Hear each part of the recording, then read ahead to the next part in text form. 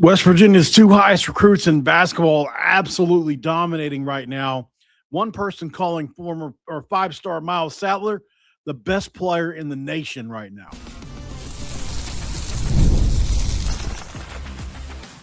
You are Locked On West Virginia, your daily podcast on the West Virginia Mountaineers, part of the Locked On Podcast Network, your team every day. Is up, guys? Merry Christmas Eve. My name is Mountaineer Paul. I am your host. Welcome back into Locked On West Virginia, baby, where we're talking Mountaineer hoops tonight. I'm excited to be doing it, and this is a good one, man, to send us off into Christmas with. Talk about something really positive that's going on in the country right now, and that is the play of Miles Sadler and Aliou Dioum, who is absolutely crushing it right now at Bella Vista Prep, and we are going to get into that here in just a second. Thanks for being here, guys. This episode of Locked On West Virginia going to be brought to you by our friends at FanDuel. Right now with FanDuel, guys, if you want to be right in the middle of the action this season, visit FanDuel.com and place your NFL live bets all season long. And don't forget, $5 is going to make you holla as well if you want to do that. And thanks for making Locked On West Virginia your first listen. And thanks for being a part of the number one sports podcasting network in the country right now, Locked On, here at Locked On West Virginia. 50 million views last month. Incredible.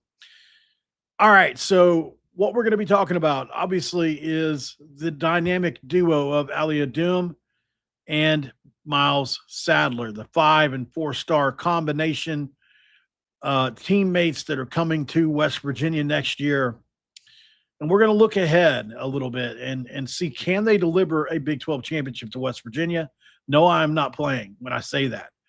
When you look at this combination of players together, man, you get pretty excited. I could see both of these guys starting next year at West Virginia. They're both really good players. And wait till you hear what they've done over the last couple of weeks. So every time I look in my inbox, I won't name the coach, but a certain coach on the team sends me something else. It seems like not every time, but like every couple of days or a week, I'll open my inbox and there'll be something from these two in there.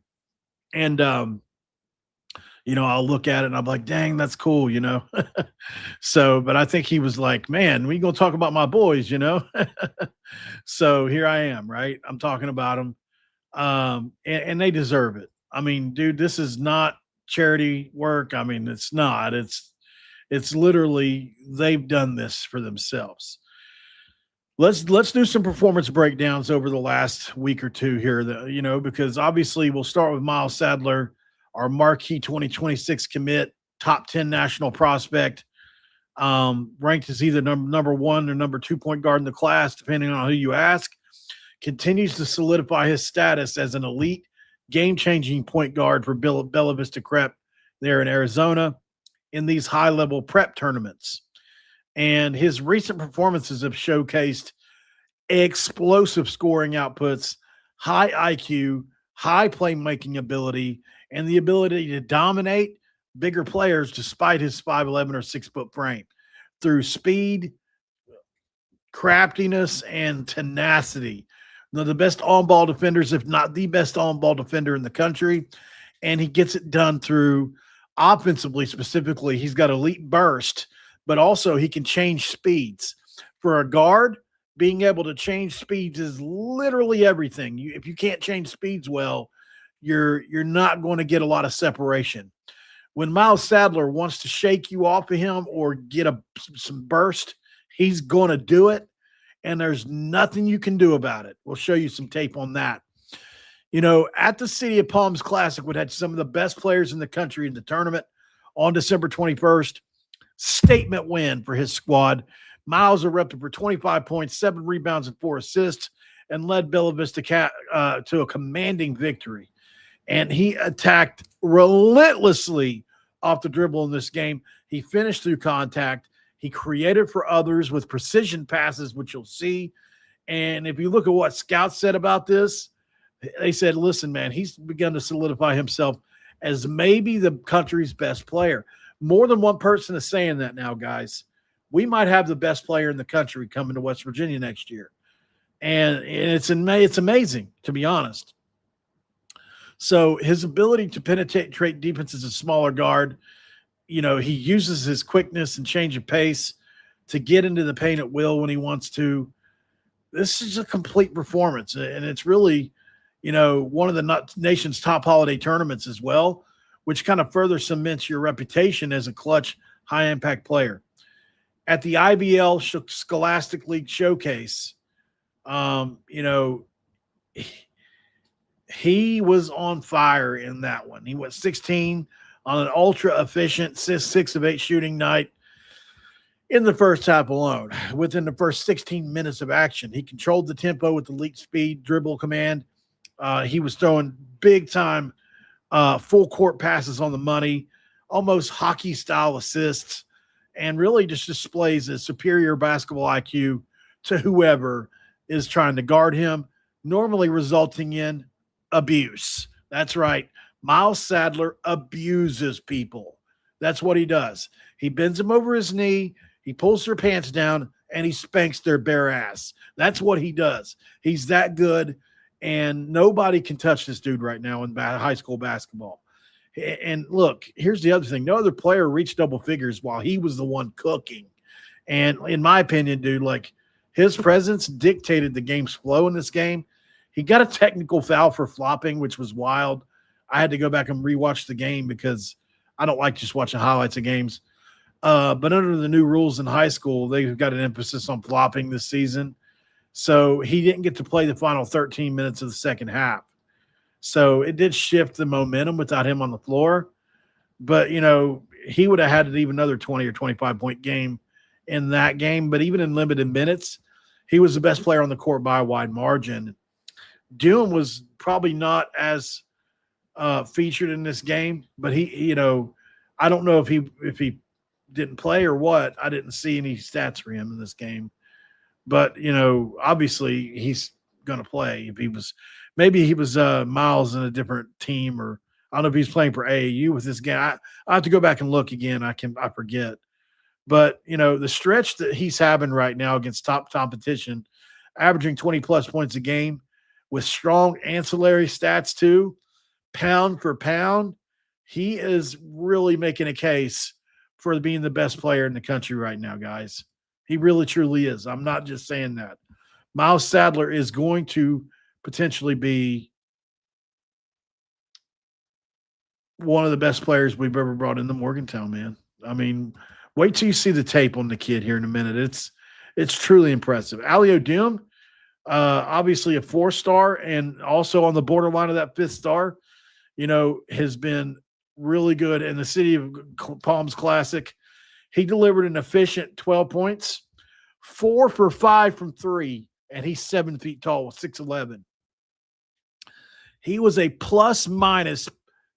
plus 25 in this game because of his elite defense and shooting ability. His shooting pulled bigs away from the paint and created driving lanes for Miles, basically, is what happened all game long. And that's what happened.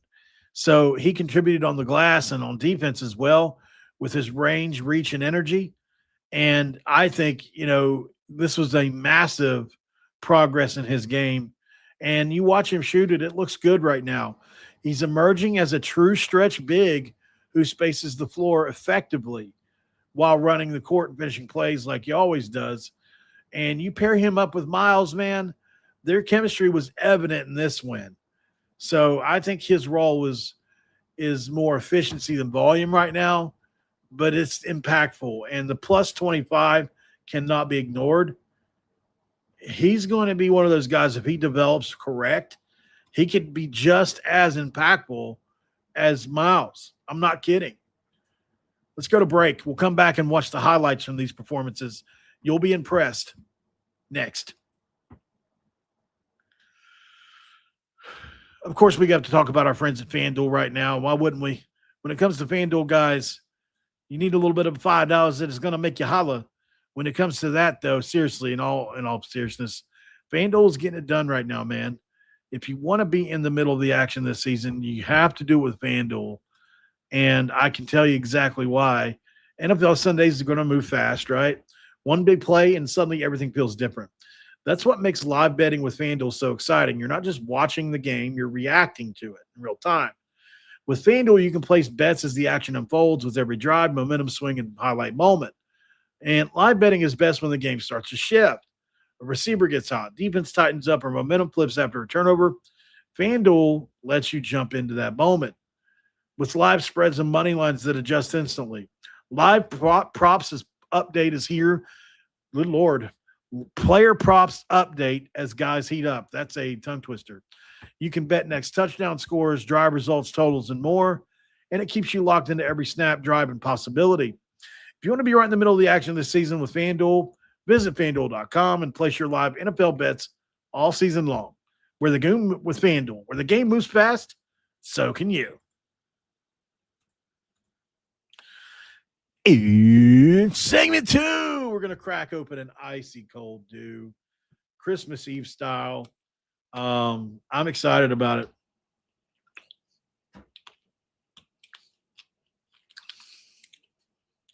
Oh, the dew. Oh, the dew. Oh, man, so silly. I get made fun of so much for that, but I don't care. That's why I do it. You know what I mean? So, all right. So, to the tape. That's what we were doing. I lost track. Thinking about my love, the dew. All right. We'll start with the performance at the Palms, the event down in Louisiana, I believe it was. I can't remember exactly. I think it was in Louisiana. Either way, this is some highlights where both Miles and Aliou went off. Miles with a layup, behind the back crossover, right-handed. Great job off the back, top of the backboard. Here's Miles throwing a full court pass on the money to somebody. Just a beautiful play. Nice little spin move in the paint. Kicked it out to Aliou Dioum. Beautiful three-point shot. Beautiful job there. Another three-point shot for Dioum. Boom. Oh, and a block from Aliou Dioum. Now Miles Sadler, a little step back, one-legged Dirk Nowitzki style shot. And how about the floater at the foul from the foul line? You got to have that these days. Aliou Dioum, another three from the corner or from the wing. Bam. And how about one more? Bam. You know? And now you've got Sadler out here on that three. Boom, splash. Great performance by these two. And now you've got Miles taking it full length court with contact up and in. And then look at that change of pace. That's what I'm talking about. When he wants to leave you in the dust, he can do it, you know? And I love, he's so similar to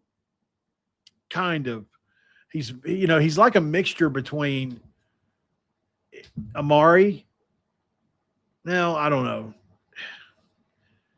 It's probably not a great comparison. I don't know. He does have some Honor Huff in him. He can't shoot it as well as Honor yet. Nobody can. But, I mean, coming off those screens, man, that's such a good time because people are chasing, trying to catch up. And there's so many things you can do. You can pump fake.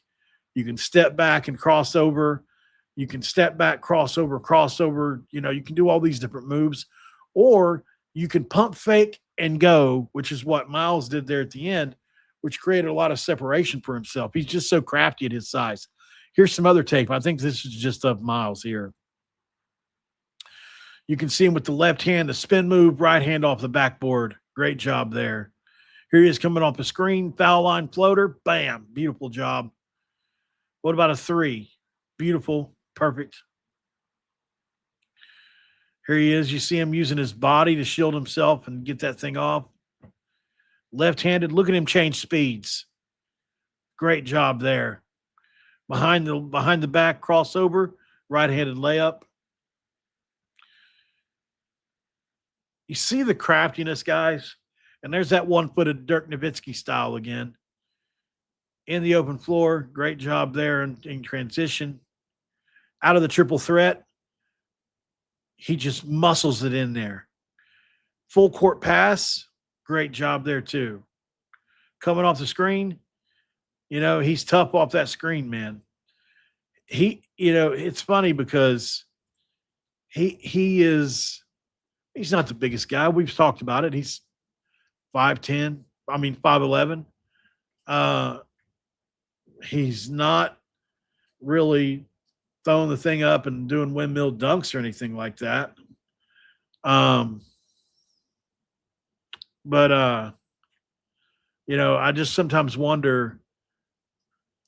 I can see how some people have overlooked him, I guess is what I'm saying, with his size. But man, if he was 6'3" or 6'4", he would probably be able to go to the NBA right out of high school. He's got that kind of ability. I really love him. But yeah, so I appreciate that, Lipton Diesel.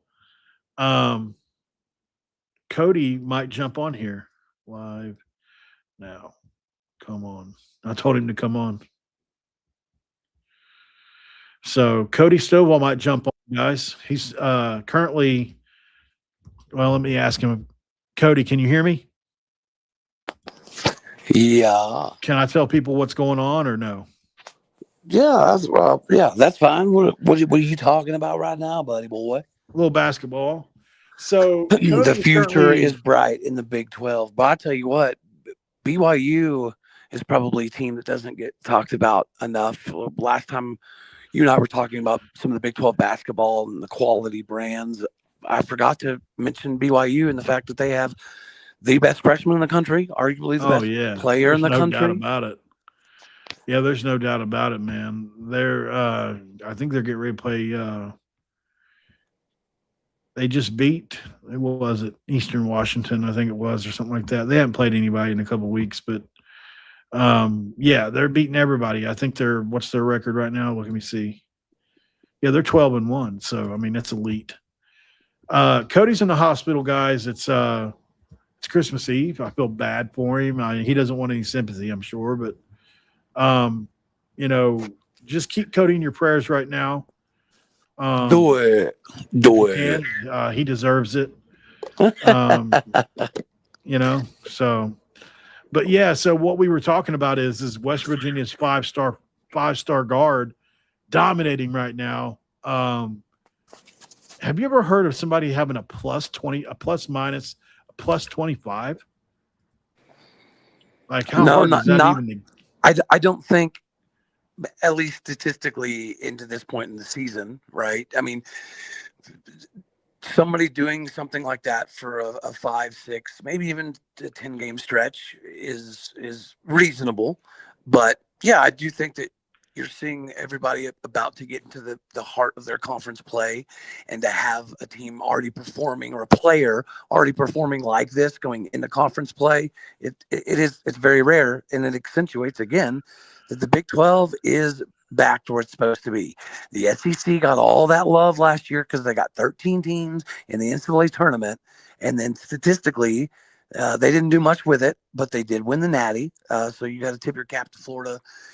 It's that crazy, Florida team man. Come out of nowhere.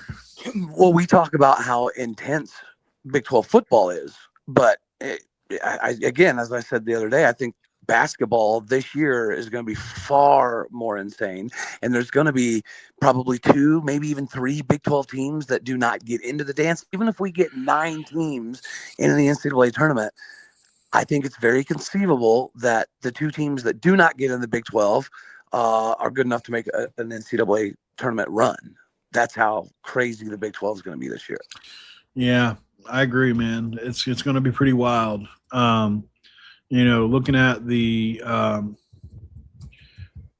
Big 12 standings in basketball right now, it's Arizona, the best team in the country, right? I think most people can agree, and they don't get talked about very much either.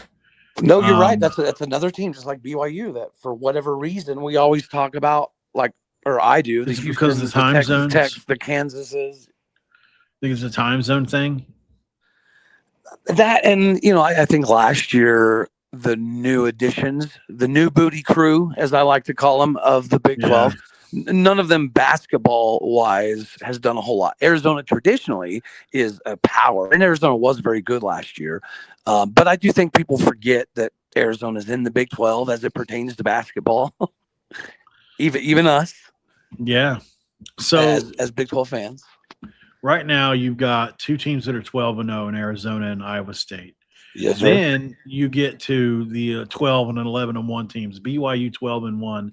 You guys are 11-1. Houston's 11-1. UCF is 11-1. Who saw that coming? Colorado 10-2. Baylor 9-2. Kansas 10-3.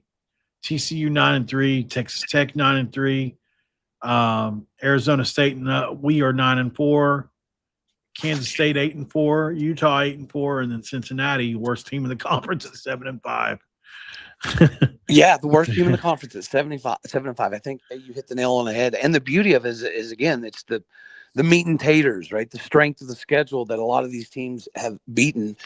Iowa State is where they are, and they've beaten a lot of top two. They beat Creighton, right? They beat a ranked Iowa. They beat like a top 5 Purdue. Yeah. Oklahoma State has some really big wins already that, a lot of people did not see coming. Houston, you anticipate being a heavy hitter. You have Duke going down the other day. And UCF, you're right. Let's go back to that. Where in the flip did UCF basketball come from, buddy? This is great. I love it. Yeah, it's definitely good. It's a good thing for sure. But it's a little wild. Well, and again, it's another one of those win over Pitt, right? It's a win over Pitt's a big deal. A win over Florida Gulf Coast, for people who follow basketball, understand that's a pretty daggone big deal. A win over Oakland is a good deal. They beat A&M.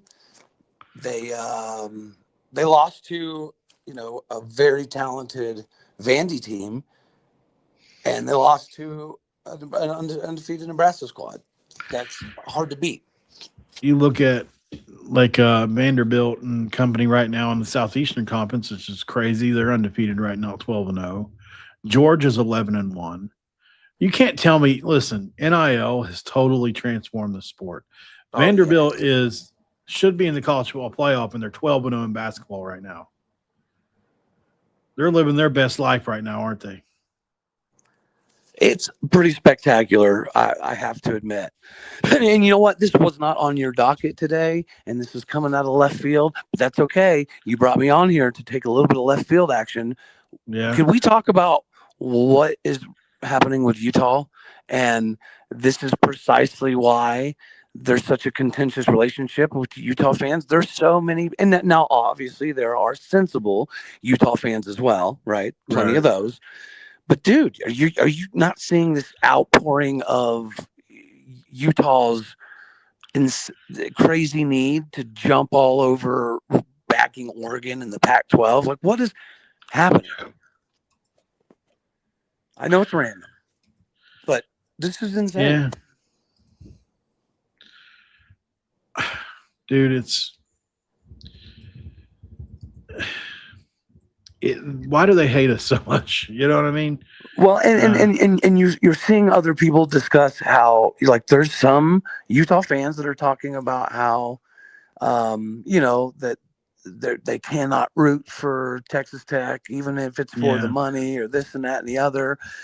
And yes, people wonder why you're not loved in this conference, but then they have the audacity to act like, well, you guys have treated us like outcasts from the beginning.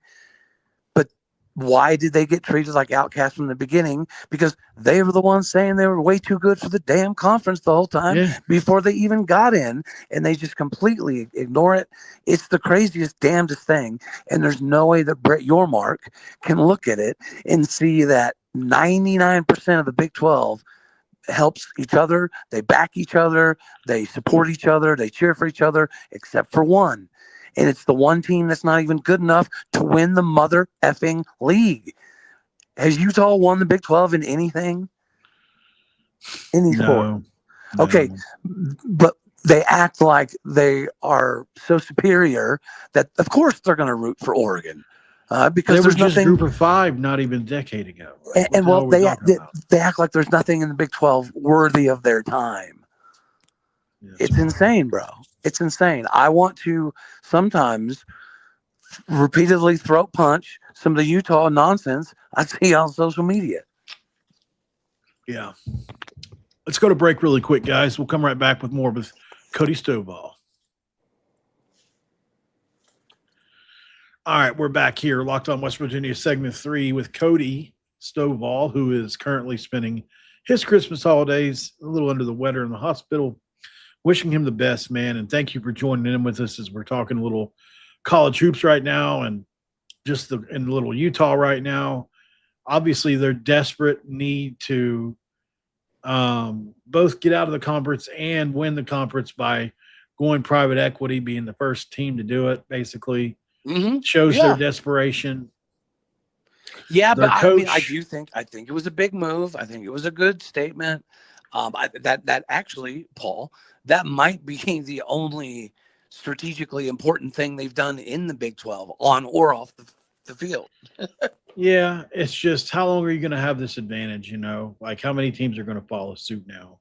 Well, I think as we discussed right on your show, I don't know, a couple weeks ago, I think if it's successful, then you know what I mean. You're a genius. You'll look like the smartest dude who ever entered the room. But if it goes terribly, you're going to be answering to people. So how would it go terribly? Do you think? If you spend the money on the if you go what Oklahoma State just went through in football this previous season, we spent the right amount of money, or close enough to the right amount of money to make a difference on the wrong people. I think that Utah, the way that they're doing it, if they can capitalize, let's say that they start winning Big 12 titles in multiple sports, and let's say that, they become so lucrative over the next 6 to 7 years that the Big 10 does in fact start beating down their mythical, magical door that they want to have happen so bad. Let's say all of that, does in fact take place, then everyone will do their job. But if it goes horribly and everyone's losing, and you're buying the wrong players, you're investing in the wrong things, sports are not going the way that they're supposed to, now you have those third-party private equity people that are willing to stay in the background as long as you're winning, because it's about numbers, it's about statistics. So if they're making money, they're not going to come mess with you, right? They're going to let the president and the AD do their thing.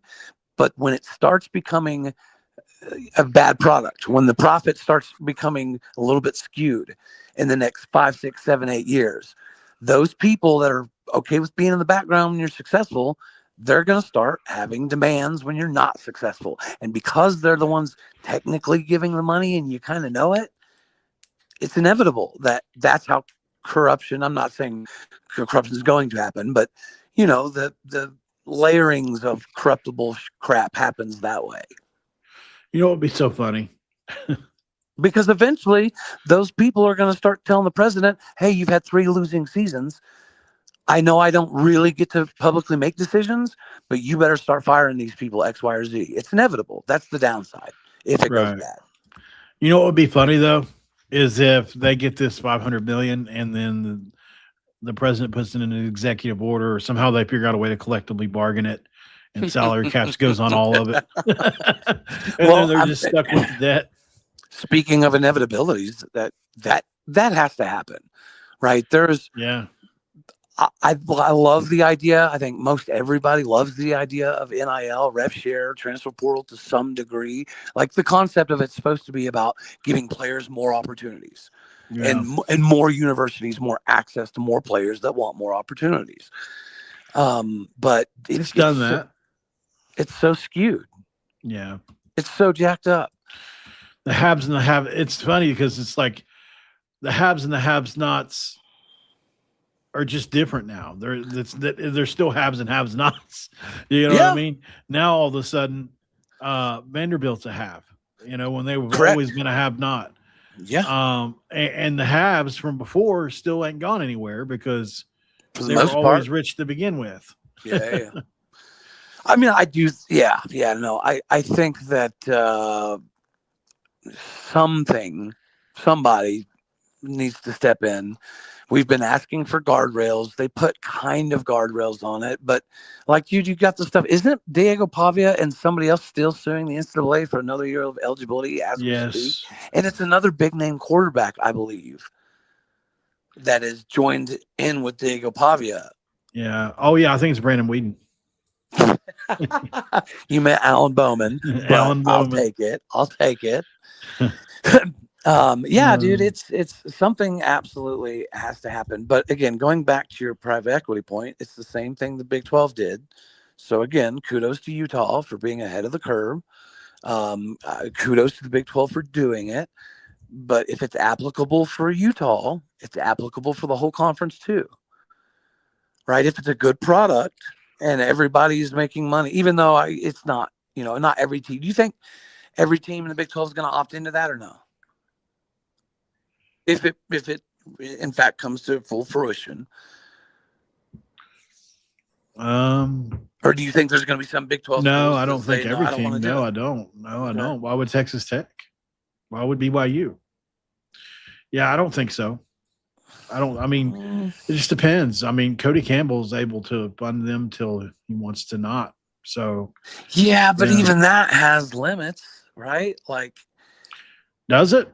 yeah, dude, there's no way. Again, it's impractical from a business If perspective. I was a billionaire, I would fund it without question and not No, question it. I know that, Paul. But okay, funding it to get it going, funding it to get it off the ground, funding it to build a Boone Pickens Stadium, funding it to get the uniform contracts, the Nike and all that. Funding all, yeah, absolutely. But I think my point is, and it's the same concept of the third party equity being successful, is once you build a blueprint that costs you money, right? You have to spend it to build it. But once you spend that, I don't think the idea for Cody Campbell or anybody else would be to keep spending the same amount every year. There's no way. So what happens? Is it because you're better at football, you're going to bring in more money just naturally? Is that Okay. So Tech before this year, how many 5-star blue chip All-Americans were literally flying and driving themselves to Lubbock, Texas to check out Red Raider Nation? Right. None. But Texas Tech paid for the right people to do that.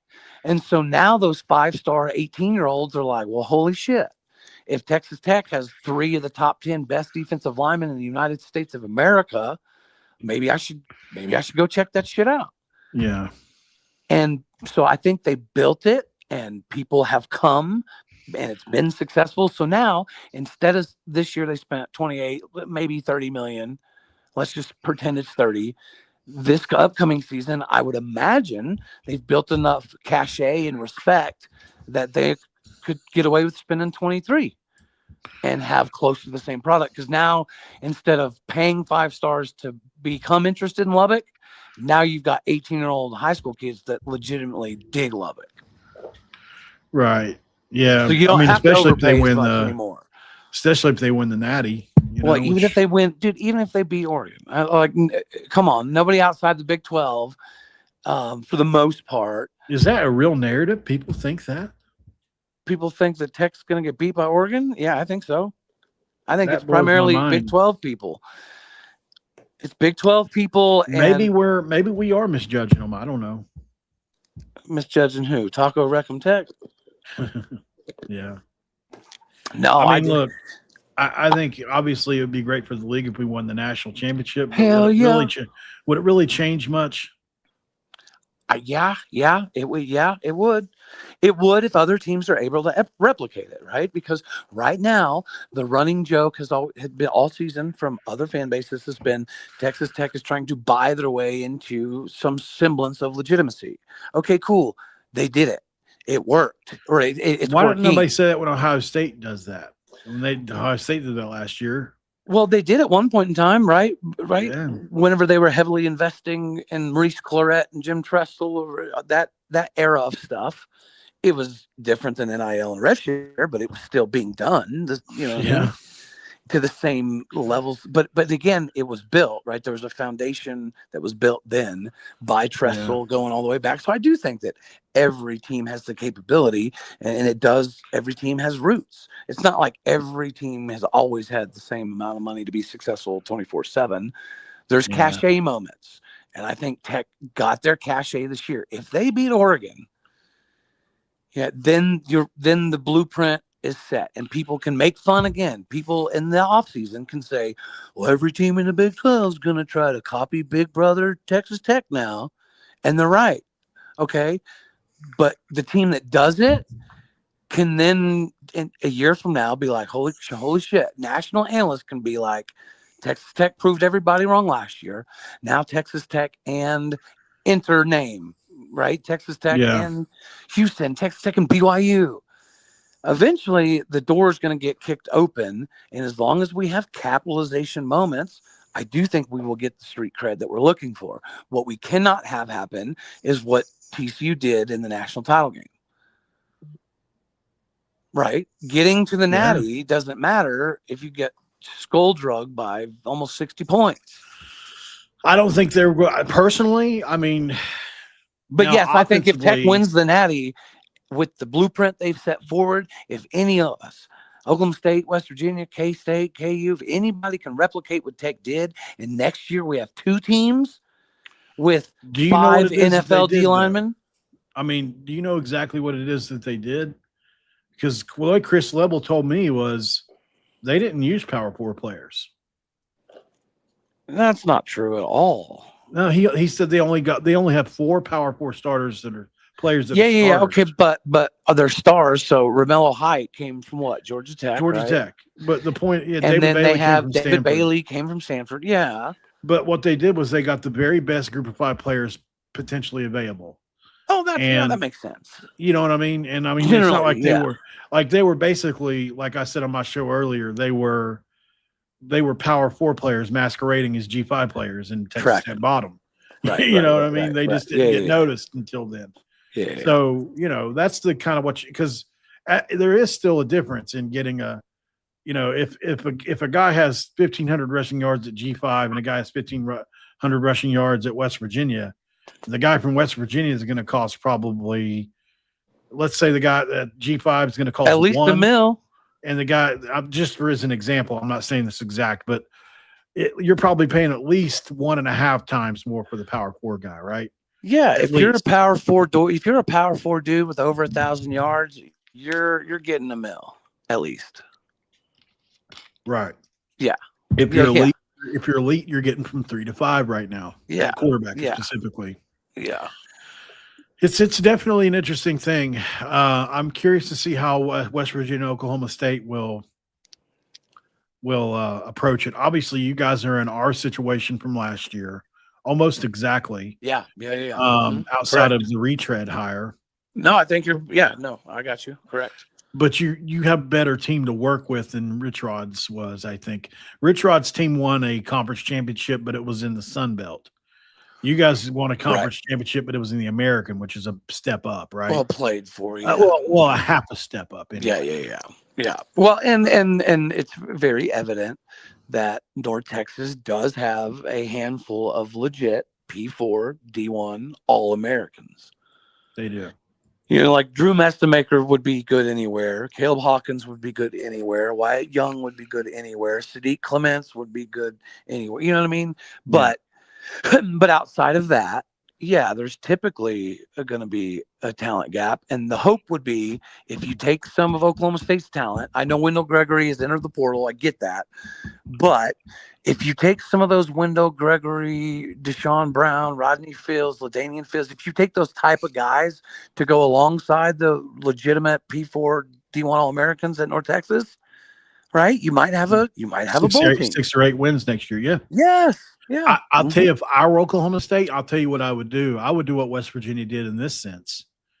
You just go ahead and say, you know what, guys, unless they feel differently. West Virginia was in a place where, remember last year when Rich Rod got hired, the first portal window had already closed and high school recruiting was done. So West Virginia got neither of those. Yeah. So the second portal window was all they had, to build a team. So they decided to save $5 million of that and not spend it.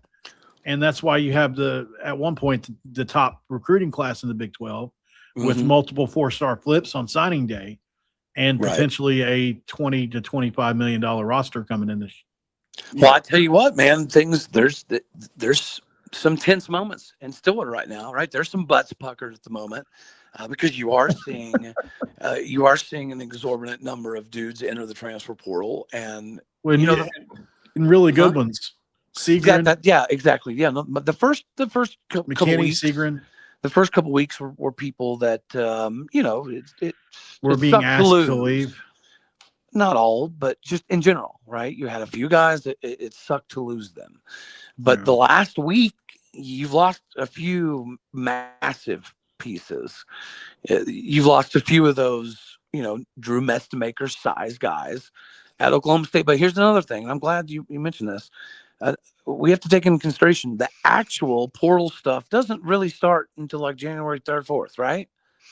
Yeah, those guys can still come back as well. Yes, all of these guys are saying that they're going to enter the portal, basically. You'll see some of these names, some of the names that you're seeing in the portal.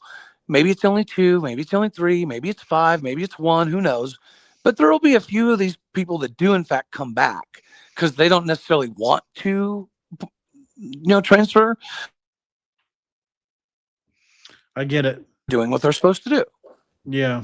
So you'll see at least a couple of these guys, I'd say, end up staying. And that's just all across the country, not just O State, right? There's some guys that are going to enter the portal right now that are simply doing it because they want some assurances moving forward. Yeah, well, it's a dumb move not to do it because it's your only leverage. You have to, correct? Uh-huh. I mean, it'd be stupid unless they just give you a sweetheart deal, The system is stupid. The system is broken. The system is ridiculous. But while it exists, the way that it exists, you have to take advantage of it. It sucks, but you have to. Yeah, because just like the front loading last can't year. Sustain. This is not sustainable. This current model, even with the 20.5 rev share and different NIL, whatever. If there was no outside the cap NIL, I think it could probably survive. That you nailed it, bro. This thing eventually has to become somewhat uniform. It's got to be capped somewhere. Yes, yeah. I mean, or else you're just get used to the Yankees.